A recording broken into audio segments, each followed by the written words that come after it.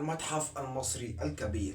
المتحف المصري الكبير الذي هو اصلا اتبنى على مساحة نص مليون كيلو متر مربع. دي اول معلومة لازم نعرفها. بيضم اكتر من 100,000 قطعة اثرية. دي تاني معلومة لازم نعرفها.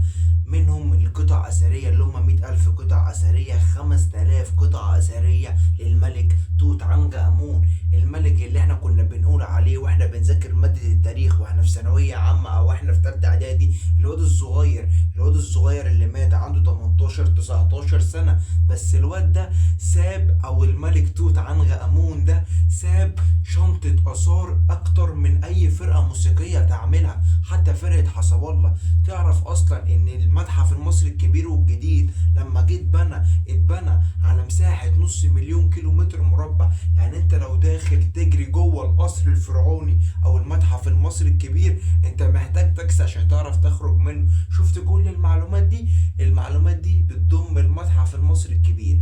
المتحف المصري الكبير الذي يشمل العديد والعديد. الملك توت عنخ امون الذي تم اكتشاف مقبرته عام 1922 قبل الميلاد. هذا الملك اللي احنا كنا بنقول عليه طفل صغير، قلناها قبل كده. الملك بقى ده كان ايه ممتلكاته الخاصة حصلت كلها. بدل ما هو كان عايش مع ناس وعايش هنا، احنا بقى عملنا ايه في المتحف المصري الكبير عشان نريح الراجل ده او الواد الصغير اللي ميت عنده 18 19 سنة ده؟ عملنا ايه؟ عملنا حاجة بسيطة، جبنا له اوضة مخصوصة للملك توت عنخ امون، جمعنا فيها جميع ممتلكاته الخاصة عشان يقعد براحته ويرتاح براحته بدل البهدلة. تعالى من البلد دي روح البلد دي، تعالى من المتحف ده روح للمتحف ده. بس احنا عشان بنحبك انت شامل 5000 قطعة اثرية من 100,000 قطعة اثرية اللي اتبنت فين؟ في المتحف المصري الكبير. يعني انت يا ملك توت عنخ امون انت اللي مودينا شمال ويمين، انت اللي تم اكتشاف مقبرتك عام 1922 قبل الميلاد. تعرف اصلا ان المتحف المصري الكبير مش مجرد مبنى، لا يا حبيبي، دي آلة زمن حقيقية، آلة مكان حقيقية.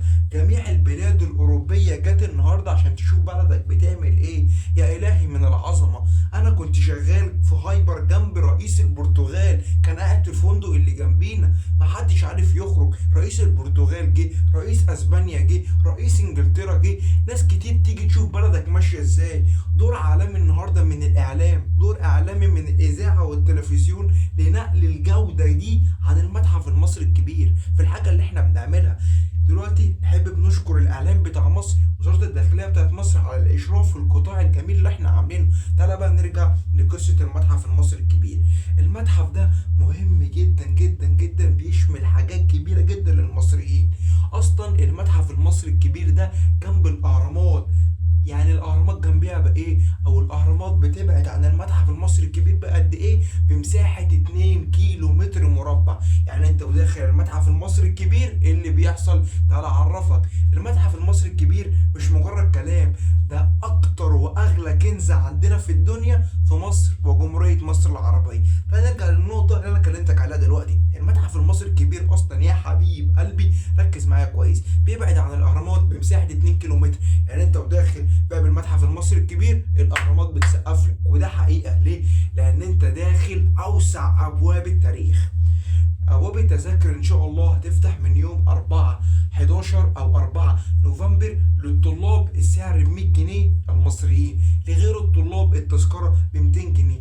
يا ريت نروح ونشوف ونكتشف كل حاجه احنا عاوزينها، ونعرف الاجانب اهميتها ايه وهم جم عندنا ليه. احنا عملنا ايه؟ لان احنا ابذلنا اكثر وقصارى جهدنا عشان نطلع النهارده المتحف المصري الكبير اللي مبني على نص مساحه كيلو متر مربع بمهام كبيره جدا، عشان نعرف الناس ان احنا التاريخ واحنا اعلى شعب واعلى بلد في العالم.